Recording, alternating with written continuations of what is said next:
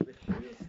Il y a des choses qui nous ont été rappelées et qu'on a déjà abordées par certains textes, d'autres qui sont peut-être des visions un peu différentes. Donc je crois que c'est l'occasion aussi peut-être pour vous de poser des questions, de profiter de la présence de Carlos Barros justement pour donner un petit peu une vision différente. Et je vous invite donc à profiter du temps qui nous reste, peut-être pas nécessairement beaucoup de temps, parce qu'on ne va pas passer une heure de discussion, mais le temps qui est nécessaire et agréable à passer pour converser un petit peu maintenant sur ce sujet. Voilà, la parole est à tout un chacun.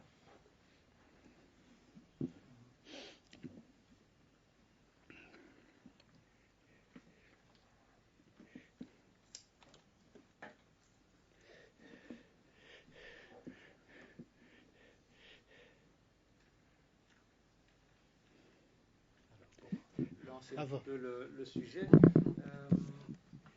J'ai été intéressé par cette notion du glissement sémantique qui fait que le pèlerinage semble, disons, la réalité linguistique de la pérégrinatio s'oriente vers Saint-Jacques-de-Compostelle comme quelque chose qui devient synonyme pratiquement avec le pèlerinage. Est-ce que ce phénomène, disons, est un phénomène que les contemporains ont perçu de façon directe, ou bien est-ce que c'est une vision un peu de théoriciens, des gens qui ont, disons, le sens des mots et ont donné cette orientation. Est-ce qu'on peut avoir une idée d'une certaine extension de cette acception? Je crois qu'elle est contemporaine. J'ai appris ça dans les sources, non? J'ai mis comme exemple Dante Alighieri, non? C'est un intellectuel très important, c'est pour ça, non? Mais il y a un fait définitif, non? Pour démontrer ça. C'est-à-dire, c'est les caractères massifs de pèlerinage à Saint-Jacques-de-Compostelle et alors jamais la disparition, mais si qui diminue, non, la perte d'importance dans le pèlerinage à Rome et à Jérusalem. À Jérusalem, tout à fait interdit pour la guerre, non? Et à Rome même, il y a un exemple très bon, très intéressant, que c'est la Via Francigena d'Italie, de l'Italie. En principe, c'est la voie pour aller à Rome. Et après, c'est la voie pour aller à Saint-Jacques. Bon, il y a un point qui encore existait une voie vers Rome, non, face à Rome, mais la plupart, la majorité des pèlerins, ils font pas Rome, sinon à Saint-Jacques-de-Compostelle. Les collègues italiens connaissent bien ça. C'est-à-dire que j'ai appris ça, pas dans la historiographie actuelle, sinon dans les sources, non? Et dans la propre expérience du pèlerinage et des séjours, même des séjours narratifs, non? Bon, pour l'exposé, j'ai utilisé à Dante c'était une personne très importante du point de vue culturel, mais il exprime les sentiments de ses contemporains, non, je crois.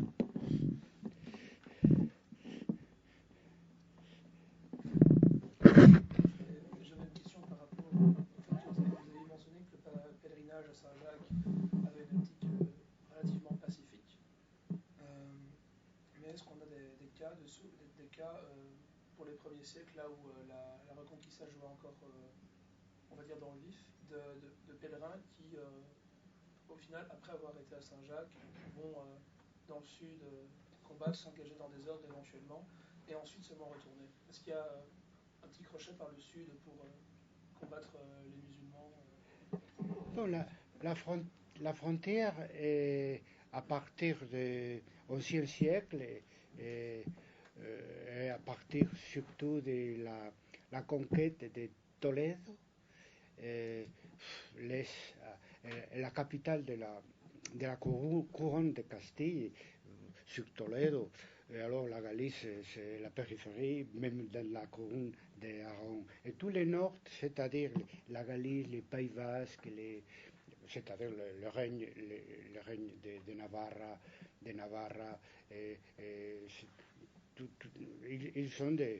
il y a des sécurités.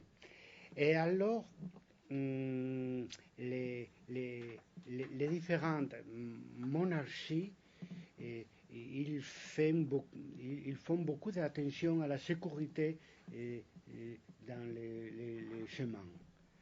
Même l'ordre religieux de Saint-Jacques, il se forme pour assurer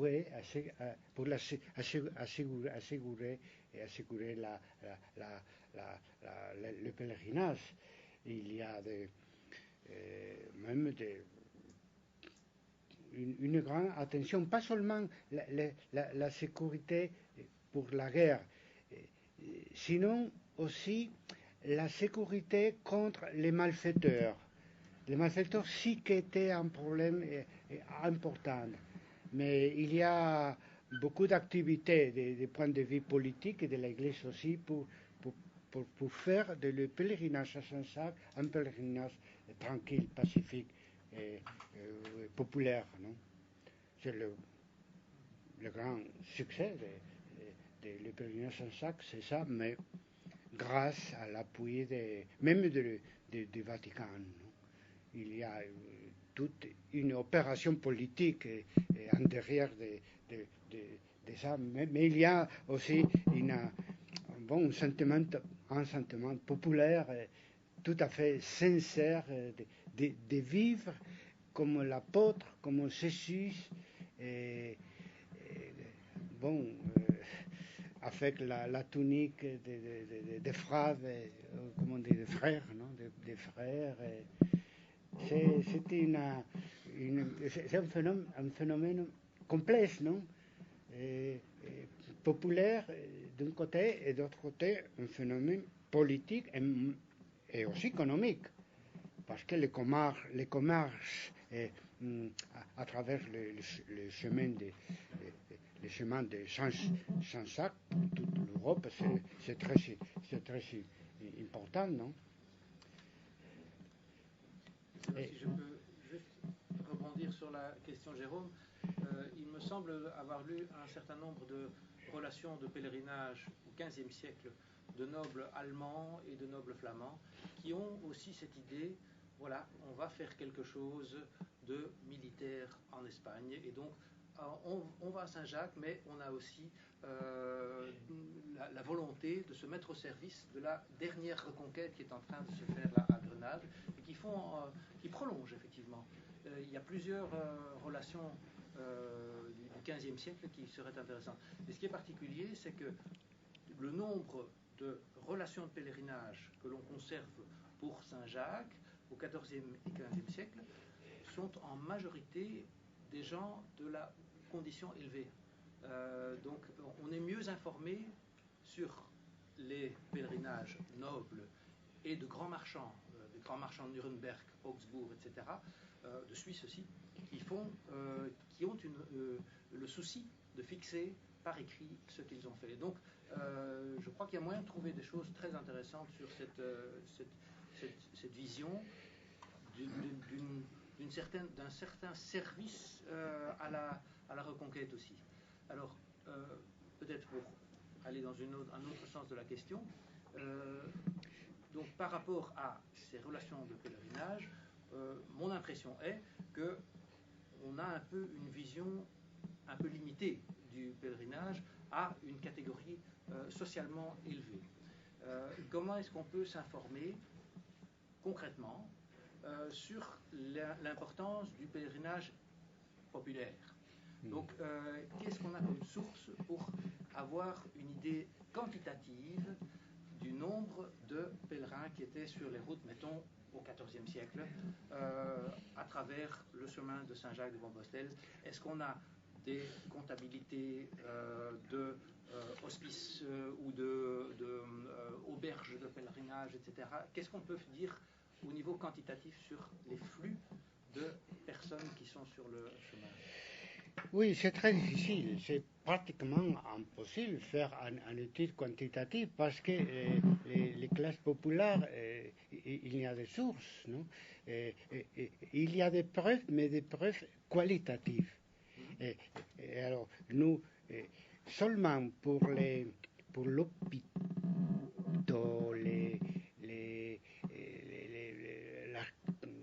pour les pèvres qui font le pèlerinage, les descriptions des actes à la cathédrale de Saint-Jacques, beaucoup de chants à ce moment-là. Il y a des preuves qualitatives parce que des récits de personnel avec le nom des docteurs seulement c'est possible pour les classes dirigeantes, mais c'est un problème en général pour toute l'histoire médiévale.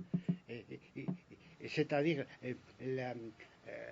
les sources, surtout les sources narratives, nous parlent continuellement de nobles,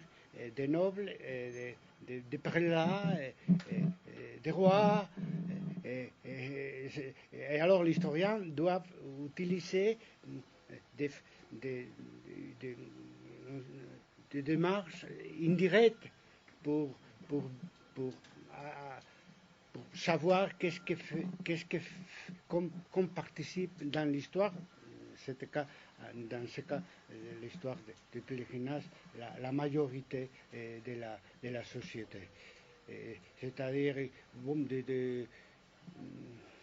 c'est impossible. Du point de vue de l'histoire narrative, il y a beaucoup de petites données dans les actes de la cathédrale, même dans les sources de la ville de Saint-Jacques de Compostelle, qui parlent de beaucoup de personnes, des mondes, des gens qui vont à Compostelle. Martine peut faire un tableau avec tout ça. Parce que si tu fais l'histoire seulement à travers des sources narratives, alors seulement les rois, la noblesse, les évêques voyagent à Saint-Jacques de Compostelle. Mais ils sont les derniers à faire le pèlerinage. Parce que les rois, les évêques, les nobles, ils font les pèlerinages quand tout le monde voyage à Compostelle. À partir des succès dans les classes populaires de le pèlerinage à Saint-Jacques de Compostelle. C'est-à-dire, si nous faisons l'histoire seulement à travers les sources que nous avons, alors c'est une façon de déformer l'histoire, non? Parce qu'il faut donner la voix à personne qui n'a écrit rien parce que il était un analphabète, on dit analphabète, c'était la majorité de la société. C'est un devoir, un devoir de l'historien, faire une histoire générale, non? Comme ça dépend des possibilités des sources et comme on peut indirectement chercher la participation de la majorité de la société. Dans les sources de type social et économique, c'est plus facile. C'est plus facile que dans les sources de type narratif ou politique ou institutionnel. Mais c'est pour ça qu'il faut s'intéresser pour la méthodologie, la historiographie, non, pour faire une histoire plus, comme disait Lucien Febvre, à impact entier. Non. Et donc, suivant ce que vous avez dit, il y aurait d'abord eu un mouvement populaire vers Saint-Jacques, et ensuite, ce sont les nobles et les prélats qui se seraient déplacés. Ou alors, est-ce que ça aurait été l'inverse? Bon, c'est un peu graphiquement pour une métaphore. C'est-à-dire, tout marche ensemble, non? Non, mais en tout cas, l'intérêt de les élites pour le chemin à Saint-Jacques, c'est après les succès populaires, parce que ça marche, les pèlerinages à Saint-Jacques, il faut l'appuyer. Et aussi, je dois dire que je parlais de la prédominance de Saint-Jacques pèlerins, mais ne disparaît pas les pèlerins chevaliers, Matamoros, jamais. Il y a depuis les batailles de Clavijo à la fin du XVe siècle, l'Église et surtout la noblesse et la royauté, ils utilisent constamment l'idée de Saint-Jacques, Matamoros, non? Mais il n'est pas les Saint-Jacques plus populaires, bien sûr, non? Mais il y a une utilisation, même après la dictature du général Franco, jusqu'à même en Amérique latine, se trouvait en Lima, dans les musées de Beaux-Arts, là-bas, et aller en Saint-Jacques chevalier contre les Espagnols. Comme ça, et pas contre les morts, contre les Espagnols. Il y a une utilisation de type propagandiste jusqu'à aujourd'hui. Aujourd'hui, c'est la paradoxe, parce que Saint-Jacques de Compostelle, c'est très important pour comprendre l'histoire de la Galice comme nationalité historique. Mais aussi, c'est très important pour comprendre la formation de l'Espagne comme de l'État espagnol, de la unité nationale en Espagne. C'est le patron de l'Espagne, c'est le patron de la Galice. Et même, ils sont manière de l'utilisation politique, mais c'est plus important pour un historien la utilisation populaire, si on peut dire comme ça, non, de le pèlerinage, pour vivre d'autre façon la croyance. Oui. Et donc, pour revenir au succès populaire du pèlerinage, vous évoquiez une cause de ce succès qui est le millénarisme. Le millénarisme, ce n'est pas une notion qui est unanimement partagée par tous les chercheurs, en tout cas de ce que j'ai pu en lire. Donc ce ne serait pas une question, mais plutôt une demande de développement. En quoi le millénarisme aurait pu provoquer des pèlerinages? Bon, c'est une partie importante de la nouvelle religiosité qu'exprime le pèlerinage. Et jusqu'à presque aujourd'hui. Parce que Baudouin, il connaît bien parce qu'il a fait les chemins à Saint-Sac, non? Depuis, vous le savez, non? Ah, bien sûr. Et alors, normalement, la fin des chemins, c'est les tombeaux, c'est-à-dire la cathédrale.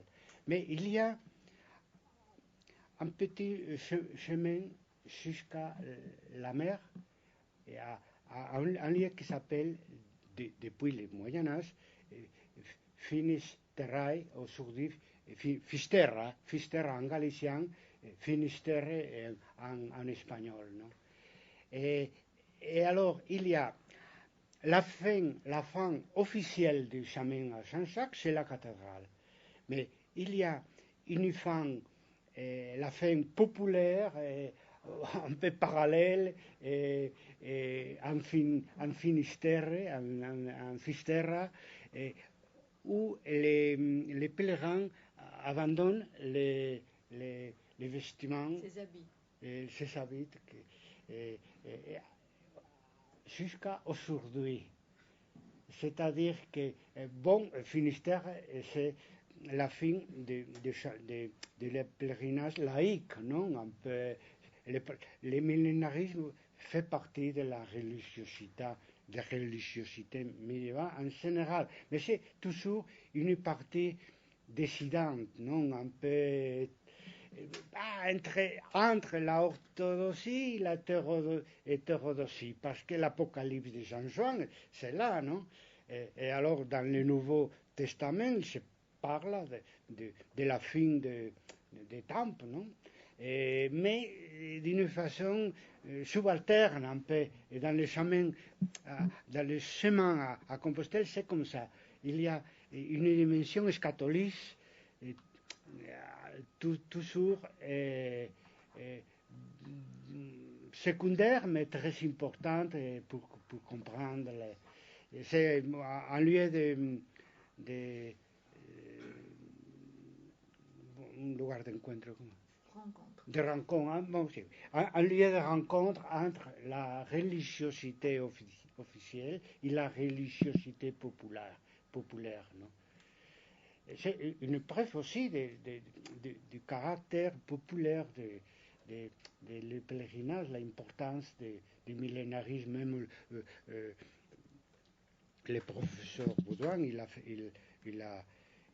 a cité mes travaux sur la révolte irmandignat des petits frères, non? À la fin du XVe siècle, qu'il avait aussi une dimension millénariste très, très particulière, parce que pour les clergés, les curés irmandignos, la fin des temps, c'est la Santa Hermandad, c'est-à-dire la Sainte Confraternité anti-seigneurielle, tout ça, appuyée pour l'Église. C'est-à-dire, dans le grand moment de l'histoire médiévale où les classes populaires participent, c'est normal de trouver une dimension millénariste.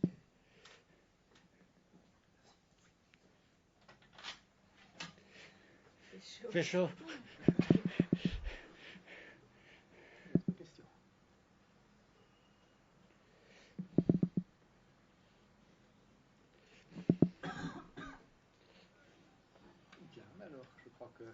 On peut encore remercier Carlos Barros de l'exposé, d'avoir passé un temps comme ça sur les chemins avec nous dans cette projection historique. Et je crois qu'on sera en tout cas content aussi de voir la mise sur réseau. Donc il faut nous envoyer les coordonnées de la page où cela paraîtra. Et donc on fera circuler éventuellement ça aussi de façon virtuelle. Donc, merci à vous.